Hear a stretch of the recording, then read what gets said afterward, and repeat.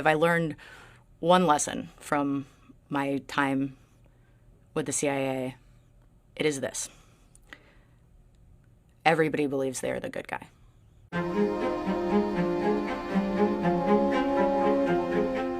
I was an officer with the CIA clandestine service and worked undercover on counterterrorism and intelligence all around the world for almost 10 years. The conversation that's going on in the United States right now about ISIS and about the United States overseas is more oversimplified than ever. Ask most Americans whether ISIS poses an existential threat to this country, and they'll say yes. That's where the conversation stops. If you're walking down the street in Iraq or Syria and ask anybody why America dropped bombs, you get, they were waging war on Islam. And you walk in America and you ask, why were we attacked on 9/11? And you get, they hate us because we're free.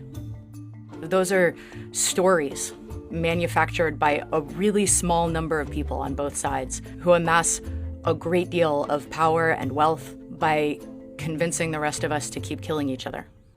I think the question we need to be asking as Americans examining our foreign policy is whether or not we're pouring kerosene on a candle.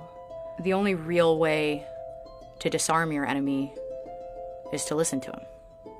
If you hear them out, if you're brave enough to really listen to their story, you can see that more often than not, you might have made some of the same choices if you'd lived their life instead of yours.